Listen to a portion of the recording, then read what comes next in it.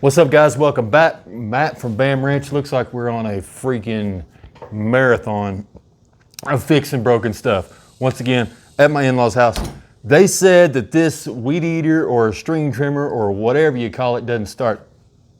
I don't know anything else about it, so I guess we'll just look at it. Let's try to start it and see what happens. This thing, oddly enough, does not have an option for manual start. It's only battery start. I don't know how to work it. Let's hit the primer bulb. 1, 2. Okay, getting good resistance on that. Choke. Plug is plugged in good. Let's see. Oh, look at there. I guess you just push that button. Let's see what happens.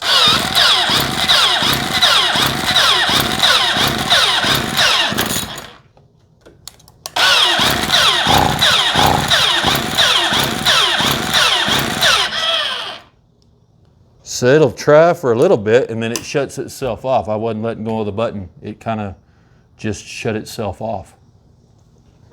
Okay, so I guess first things first, let's get this end off of here just so it's not in the way. I'm gonna ask my son to come help me. One hand, it unthreads. So if you're gonna take this off, it's handy. I can't do that. Handy to have a pair of pliers. Other than that, you really don't need anything other than a screwdriver. One of the multi-bit ones is kind of nice because a lot of times they have Torx bits and I actually have mine over here. You know, they've got Torx bits and a series of things. Something to clean out the orifices with. I use, I mentioned before, bread ties work. And I'm gonna give you all a little quick tip about these. And this works with these and zip ties and everything else. Everyone wants to open them up on the end, and whenever you do that, they all fall out. But look, if you'll take and open it in the middle, like that, look, you can reach in and grab your twist ties, zip ties, whatever it be, pull them out, and then they don't fall out. You don't lose them all. You get to keep them. So anyway, there's just a little quick tip for you. A pick is always nice when working on anything. Hemostats, you don't need them. Needle nose pliers, they're nice to have with anything. But really, a screwdriver and a bit kit is all you really need. I didn't actually need to take this off, it just made it easier. So I guess the first order of business is, let's see if we can get it to start with starter fluid and see if it's just got a fuel delivery issue. Right over there, Austin, is a can of starter fluid. If you could get that, I'm gonna go ahead and remove this air filter cover.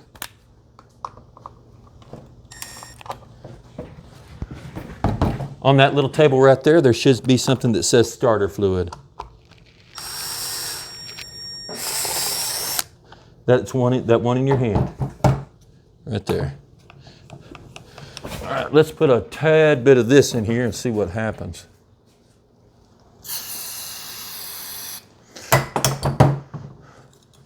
See if we can get it to bump.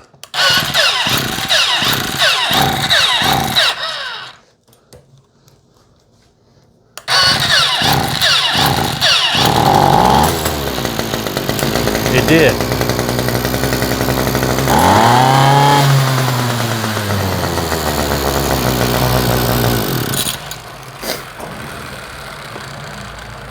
Man, that thing spins down for a long time. So that right there is pretty obvious. We've got a fuel delivery issue. Since it bumped over like that, we know it's got spark. We know it's got compression. We know it's got all of the things that we need except for fuel. So let me drain this fuel tank and we'll get started pulling this carburetor off. Austin, could you go up there and hit pause on the camera for us? Pause. Play. All right, so we got the fuel dumped out of this thing. Let's go ahead and start breaking her down, fellas. Let's see, these are a Torx T something. I don't know exactly what size Torx they are, but they are Torx. I'm going to use a screw gun just because I want to get on with it. I don't want to be here all day. Just be careful if you're using power. Look at that. Can you see that? Right? Is this showing up? The choke, look how simple that is. Can you see down, does the camera show down in that little hole? Look, that's how simple that choke is. It's not a flapper or anything like that. It's just, wow, that's simple. I mean, it's a good design. It's not an internal choke design like, you know, a lot of the things you see. Now on this, look, there is a bushing. There's a whole stack of washers. Can you see that? How many washers and stuff there are on there? And a bushing. So we'll need to keep up with that. We're going to put that in our magnetic bowl. Pull the choke lever. Man, that's incredibly simple design. It's actually a lot heavier, thicker than I expected. Pop this screw out.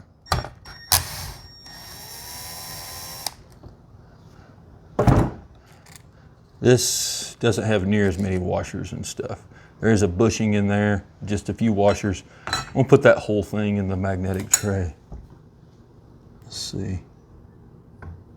What have we got going? All right, we'll disconnect our fuel line. This is where the needle nose pliers come in handy.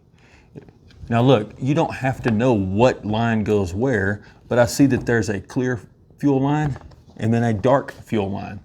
I don't have to know which is the feeder line and which is the return line. That doesn't matter. I just need to know that they go back in the right spot.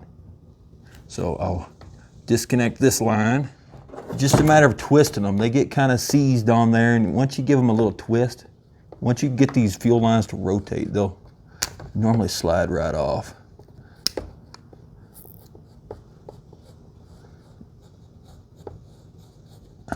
There we go. So let's hold those up, let them drain down, and then our linkage. See how our linkage works? We squeeze the trigger, and there's our throttle cable. Is that showing up good? All right, so we'll just manually rotate that back a little bit. I don't know if I can do this with one hand. I may not be able to.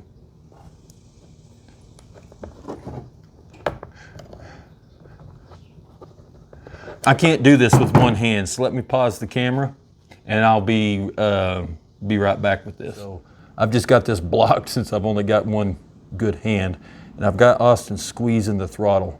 Go ahead and let go of the throttle, Austin. See how that cable popped right out of that groove? And I'll go ahead and release it. And then I can release that. All right, now then, where do we go from here? Let's get this thing disconnected. It looks like there's a hex nut right here. We'll pop that loose and count the turns on, I can't, got one hand. So I'm gonna count the turns it takes. I'm gonna pop this loose and count the turns it takes to rotate it out. So I started there. 1, 2, 3, 4, 5,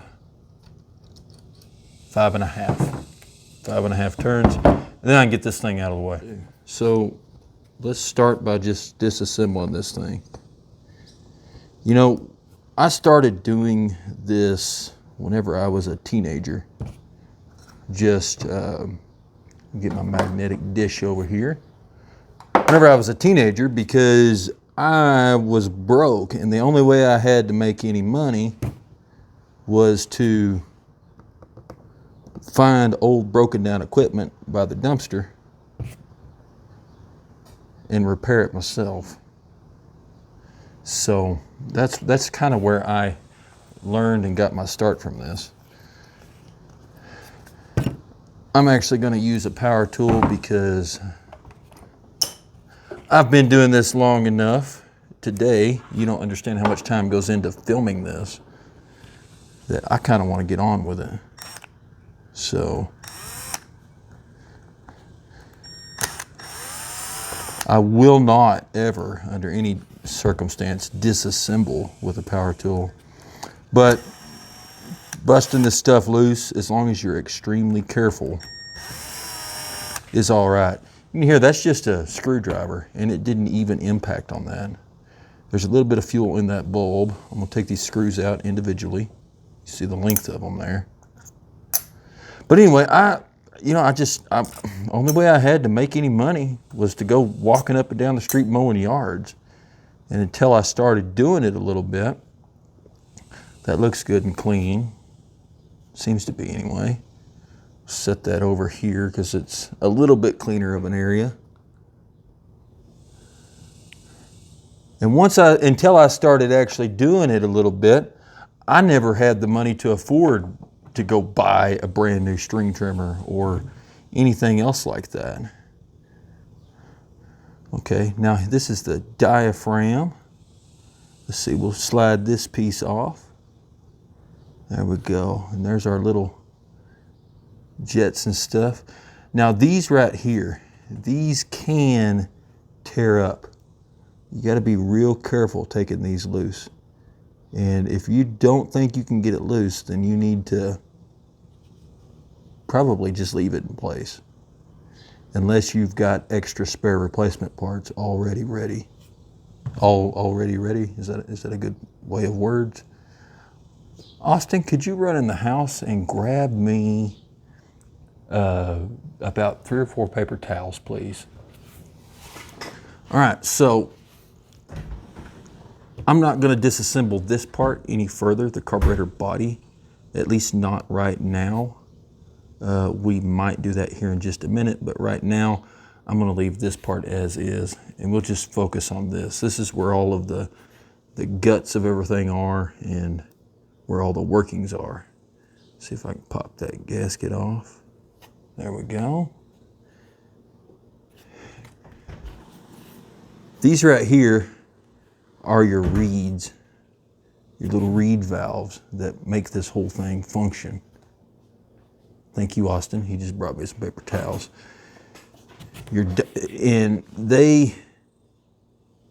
This is an extremely delicate gasket. And just work it loose. It's kind of a judgment call, but you really, to get a good cleaning done, you really do need to remove this.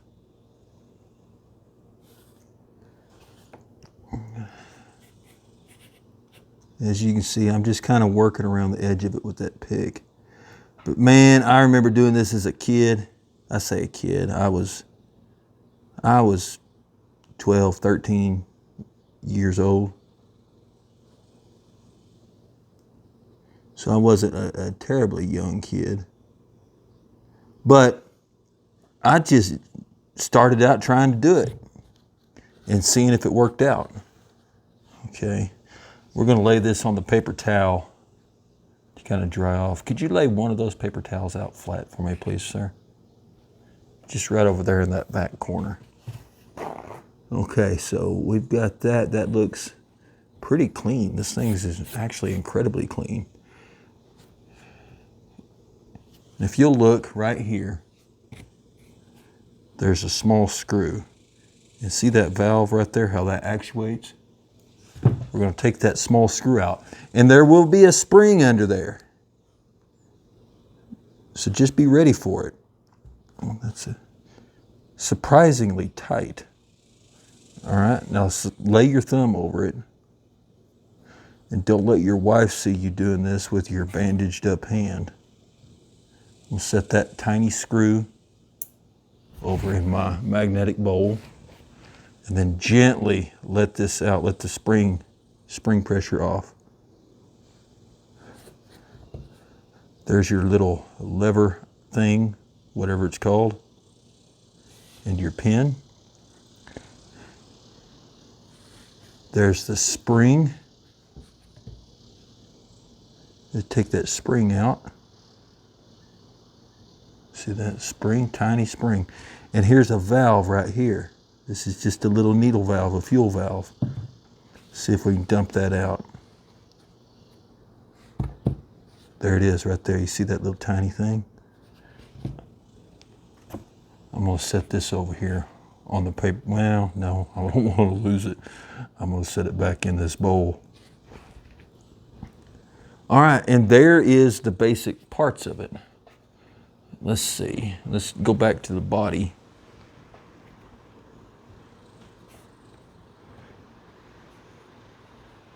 This is press fit. There's no reason for us to mess with it unless we find that we have to mess with it. So this is pretty well disassembled as much as we need to take it. Get me a paper towel. I'm gonna blot this stuff dry. And then I'm gonna lay this down on a paper towel just because it's a little cleaner. All right, let me move to the body. We see if there's anything on here that we need to take loose. I don't think there is.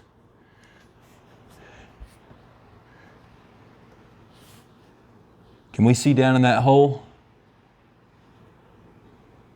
All right, you can answer me. Can we see down in the hole pretty good? Yes. Okay. Everything seems to be working here, so I'm actually not going to take the butterfly assembly out. I'm just gonna clean it off really good. And then off camera, we'll spray all this down with carburetor cleaner and clean everything out. One of these zip ties, not zip ties, what do you call these? What are these called, Austin? Oh, I don't know. Twist ties or bread ties. I've got a bag of these that I bought. Well, I used to always fix my equipment for my in-laws, and my in-laws are great. I love them to death. And I used to always fix equipment for them, and I was always asking them, you got any bread ties so I can clean out that carburetor? And eventually they got in the habit of knowing that whenever Matt's fixing something, he needs a bread tie. Can you see that tiny wire? Yeah. That may be a little bit small, or a little bit large, I don't know. So some of these orifices are tiny, tiny. All right, then what we'll do, before we clean all this out, we've already taken all the parts out of this, is we'll just kind of scrub out all these little orifices. We're not going to force this through. If this doesn't go through, we're not going to force it. This is removable. I'm not going to remove it. Austin, could you go to the camera bag and get me my glasses, please? I can't see nothing, man. But all of this little stuff has orifices in it that'll need to be cleaned.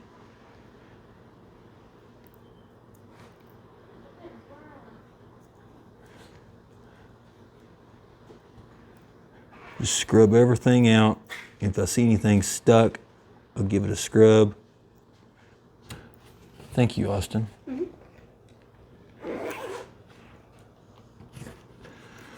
Okay, there, now I can almost see. Now, see this screen here? It's a judgment call on whether or not you need to take this screen out. I'm not going to. About 3 out of 4 times you take these, or 1 out of 4 times, you'll take that out and it'll get screwed up and you're just out of luck then. I'm actually gonna leave it. I'm not gonna take it out. Well, anyway, let me pause this. I'm just gonna go through and scrub all these little orifices and jets and little tiny holes out with this bread tie. This may be a little bit thick. If it is, I've got some smaller stuff that I can use as well. Okay, so we got all of this sprayed out. This as well. The main thing is go to every orifice, every hole you can find, and spray some carburetor cleaner in it, or some brake clean. Brake clean works fine too. And make sure it exits. If it doesn't exit, you need to figure out why. These carbs, they're made for 1,000 different engines. So it's expected that there's going to be some ports that are blocked off because it may be made for 1,000 different companies, all made in the same factory in China anyway. So anyway, now that we're pretty clean, we need to go about reassembly. And this is your little tiny, tiny delicate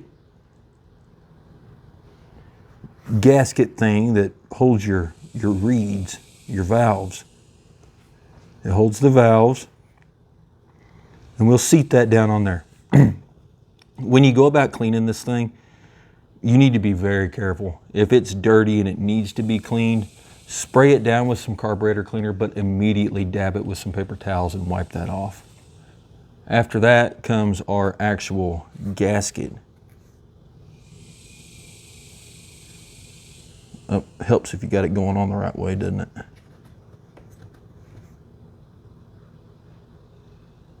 And we'll place this on here. You can see how everything sits on those dowel pins. And it's, you almost have to work at it to get it wrong. Look through it and make sure that, you know, everything looks like it should. You know, if it looks right, it probably is right. All right, from there, we're gonna go about reassembling this. I'm getting my little pick. First thing I'm going to do is drop my spring in. I find it easiest to just take it and set it on a pick and drop it in. Unless your spring's magnetized, then it's a pain. Okay, that's fine. That's why hemostats are cool.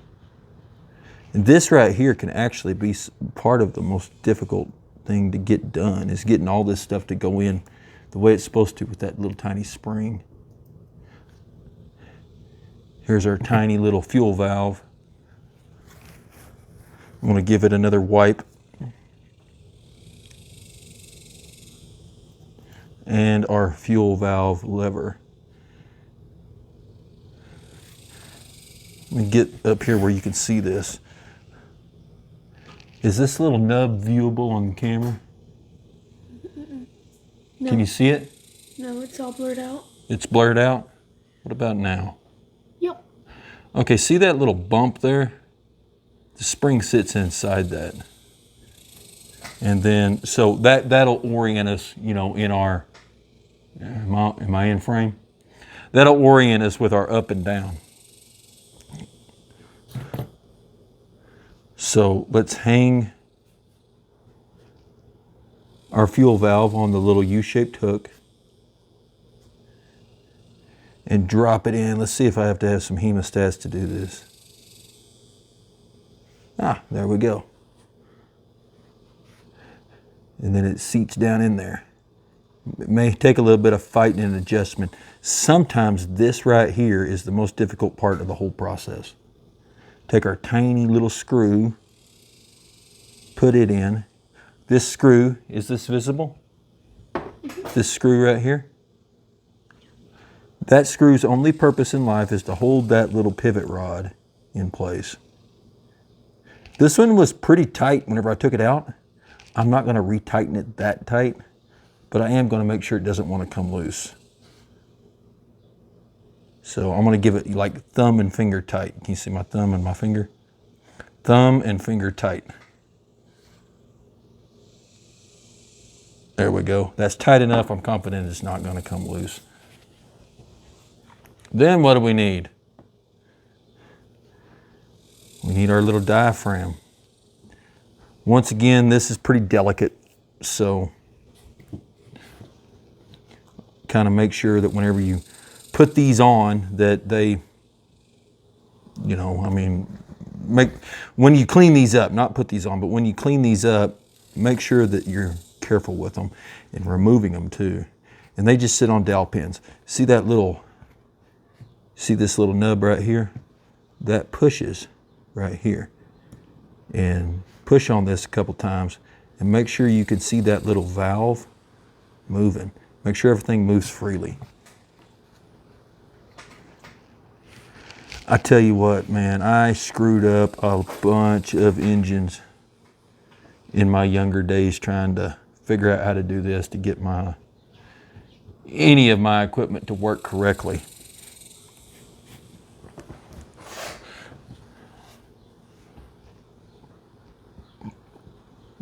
All right, now we're gonna set this back in place.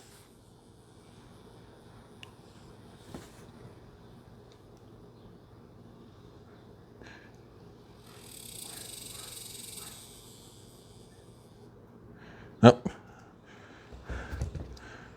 my stupid self is doing it upside down for some reason. But we can see the dowel pins where the dowel pins are, and just line them up. Set that in place, give it a little bit of a wiggle, make sure it's secure, or as secure as we can get it. And then put this back on. Does it matter if you don't know what these pieces are called? Not really. You just have to know what to do with them. And then put our primer bulb back on. Does that feel like it's going to seal right? Yes, that seals against that. And drop our screws in. You saw me take these out with a power tool. They will not be reinstalled with a power tool. I'll reinstall these by hand, with a screwdriver. Last thing I need to do is strip out the body of this carburetor. So we'll hand tighten these back.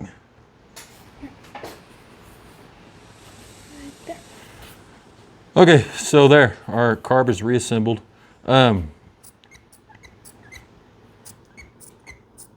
Can I push on that and listen to make sure everything's kind of working the way it should? Everything still turns as it's supposed to.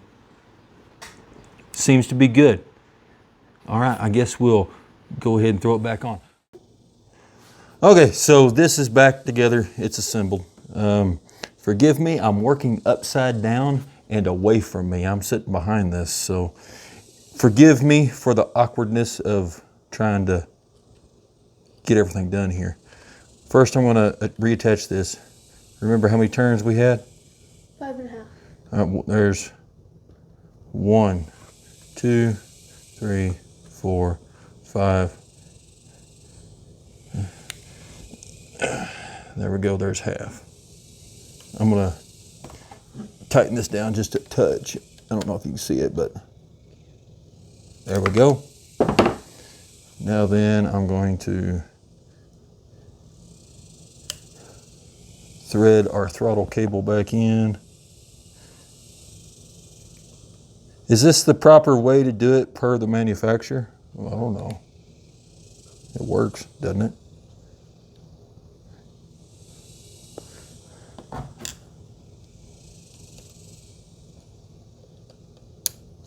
There we go. I want to show that. Did y'all see what happened there?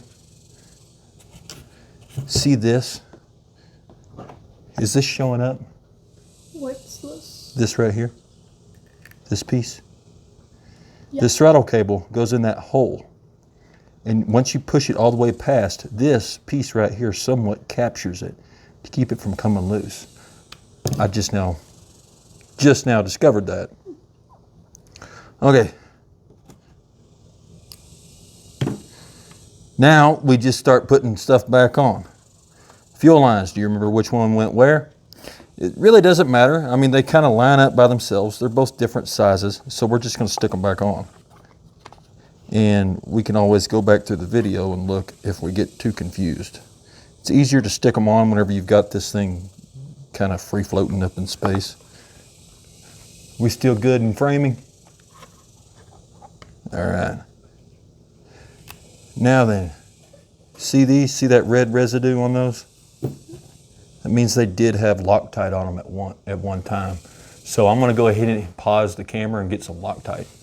All right, just a drop is all it takes. They put the red stuff on here. I'm not gonna put the red stuff on. It just takes a drop. Evidently these are known to come loose.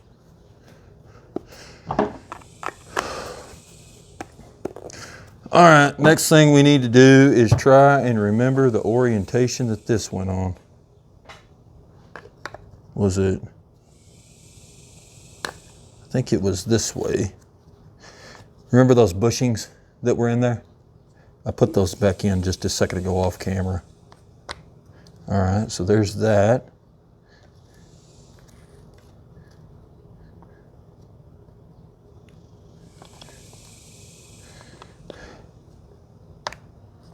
Slide our choke in. Locates it, keeps it from being over tightened. All right, shake and rattle this thing around until I get that screw started. There it started. Remember the one with all the bushings and springs and washers went on that side. Easy enough to remember. Thread this dude in there, rock it around until I feel it seat. Start it by hand, fingers. But yeah, man, there's no telling how many of these things. I'd buy them. I wouldn't even buy them. I'd dig these things out of the dumpster. And they wouldn't work, so I'd put them back together again. I normally put them back together and used them. But later on, I figured out that if I could sell them for about half the price of what a new one was, I could make some money that way too. Look at that choke, man. I like how simple that is.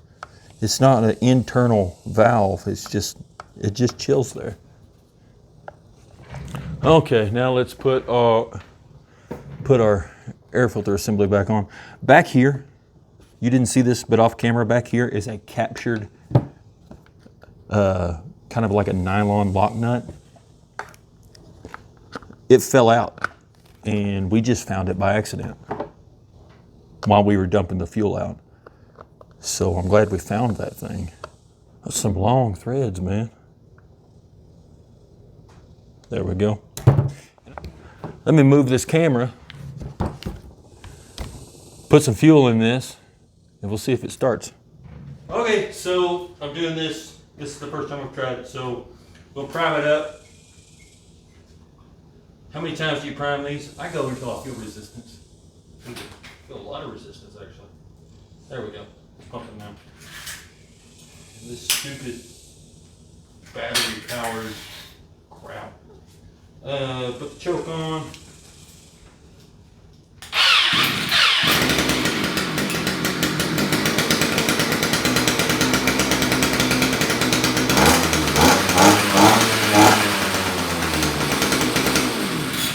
Okay, I don't want to run it too much without the cutter head on there, but it looks like this thing's working. Let me try to start it up again.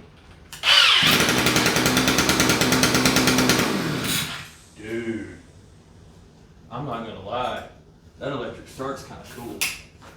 Let me get down here. That electric start is really pretty cool. I don't like the idea of not having an option for a manual, but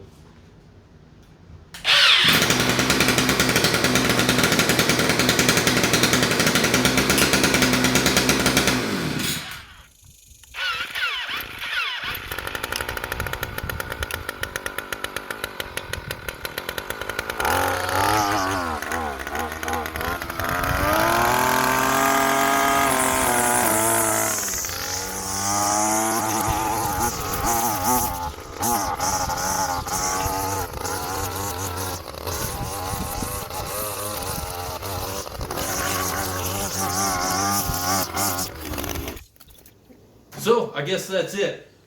If you did notice, it did have a little bit of trouble with, it was wanting to bog down at higher RPM. That's nothing a little bit of adjustment can't fix. These adjustment screws on this carburetor, it's a pretty easy fix. I don't think we need to go over that on video. If you'd like to see something like that, let me know in the comments, and that's certainly something that maybe we can do in the future sometime. But yeah, it seems to work just fine. It took just a second to get it started because I was too stupid to put the choke on and prime it before I just went out there and tried. In all honesty, I was kind of wanting to see how it would perform without any of that. And it didn't perform well, just as you would expect. Prime it up, put the choke on, do what you're supposed to do, and this thing starts up pretty well. What is this thing? Lawn Master? I've never heard of it or never dealt with that kind of brand, so I don't know much about it. But anyway, I guess that wraps it up. So until next time, you guys be safe.